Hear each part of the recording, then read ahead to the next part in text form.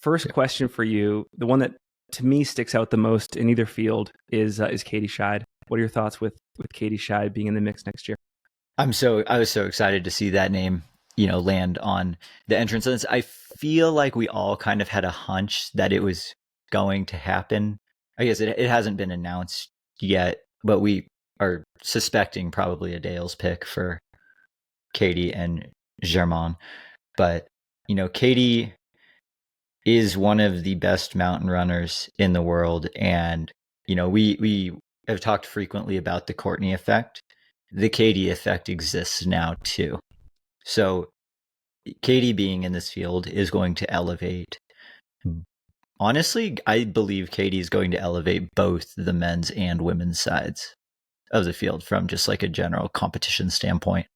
I think we are most certainly with her on course record watch, but also I think we are on overall podium watch here, because I would be curious to know how many years she wants to invest in Hardrock. It's not something I've talked with her about or asked, so this is pure speculation. I'm really curious to know, is this a single year project? It's like a one and done thing. Is it multi-year? Is it whatever it takes to get whatever she wants? I'm not sure, but there's a part of me that wonders if she's really attracted to the idea of doing this entire course in under one day. If she really wants to blow the course record wide open and aim for a sub 24-hour finish. That to me seems like something that, especially if you don't have the opportunity to compete against Courtney head to head, which is something I'm sure all of us wanted to see, and we can talk about that too if you want. But in lieu of Courtney not being there, and there still being a really solid field, I mean, I am really impressed with this women's field. Does she aim for just like this crazy level of history making with a finishing time? Yeah, that's a good point that you brought up about, is this a multi-year project? And you're right, Hardrock is one of those races where athletes of that caliber, or with that high of standards, rarely hit what they want to on the first year because of all the elements of difficulty that are unique to the Hardrock 100. Katie's so good. There's a scenario where like she just wins it in 25. As like a conservative scouting mission, and then blasts it in 26. I don't know if that's Katie's style though. Yeah. At least like the Katie that we've seen race in the last few years kind of seems like maybe this is her first time racing Hardrock, but she might go race it like she's already done it 10 times. And I guess we'll kind of see in 2025. But another question that I have, it's sort of an open question, is are we still going to be witnessing an ascendant Katie Schide where her best days are still ahead? Or are we going to be watching a Katie that is at the height of her powers? Like she has hit that groove, and we are seeing sort of a similar version of her 2024 self, which was obviously amazing. But I'm just curious to see like where that ascendancy sort of tops out and plateaus, and really curious to see kind of what transpires at this race, because that's going to be one of the best, or at least most interesting proving grounds. Another question I had. Oh, go ahead. I would say I think we've seen, I'm not going to say we've seen the absolute best we've gotten from Katie Schide at like a course like Western States, but I think she's gotten close, from year 1 to year 2, big improvements, leading the whole way in year 2, knocking a significant amount of time off of her previous personal best. I don't know if we've seen quite that level of Katie, even at something like UTMB, even though she broke the course record last year. If anyone was watching like the final climb and ascent down into the finish, she started kind of hobbling a little bit and,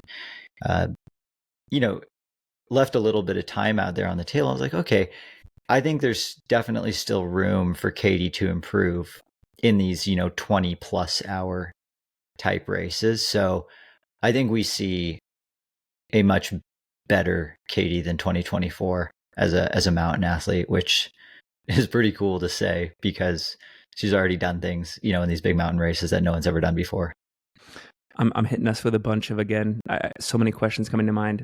More of a comment first. I thought that in this past year, especially as you and I are starting to think about our Troy ballots, what her personal best performance was, I still maintain that what she did at the Canyons 100K was better than what she did at Western, what she did at UTMB. And the reason I bring that up is because, does someone in her position, for whatever reason, tend to put their best foot forward early in the season? That's not everyone's kind of way of doing things, but like that was a standout performance, I thought, in her catalog. And I don't know if she's going to put any B and C or training races in front of Hardrock next year, especially if Hardrock is like the primary thing. But if she's sort of fresh in the same way that she was going into Canyons, again, that's why I put that like sub 24 objective out there as a possible thing to flirt with. Yeah, no, I totally agree. And as you said, we'd be looking at overall podium, absolutely, with a performance like that.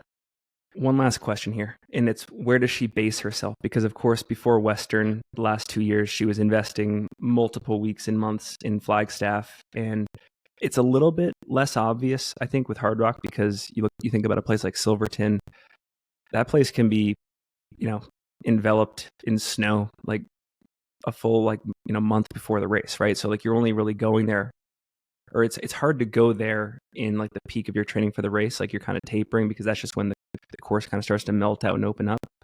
If you were Katie, knowing that she does these training camps, obviously Germain's in the race too, where do you base yourself ahead of this race?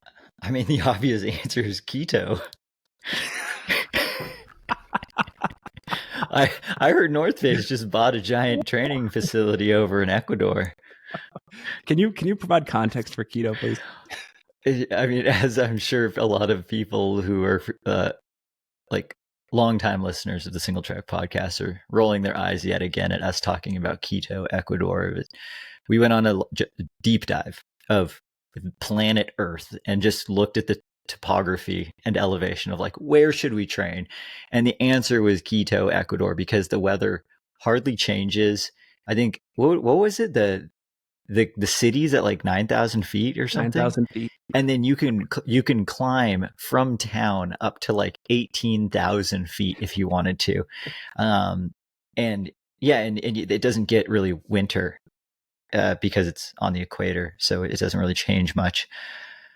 So that was the first logical answer for where did Katie and Germain go, obviously. Yeah. But I bet they have, because, they're both professional athletes. I bet they've got, like an A, a B, and a C plan, with, the A plan being the San Juans are not totally blasted in snow. It melts out a little bit earlier. They can go spend more time in Silverton. But, you don't want to get to Silverton when it's still super snowy.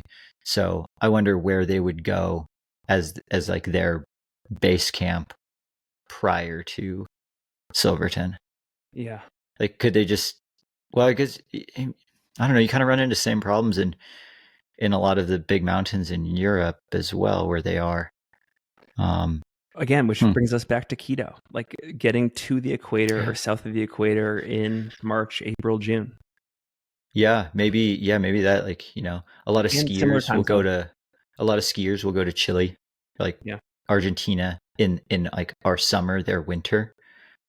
So, gosh, do we see, can Katie and Germain please be the like evolution of the next pro athlete, where they like are chasing high altitude summer running year round? Yes, I love that. Yeah.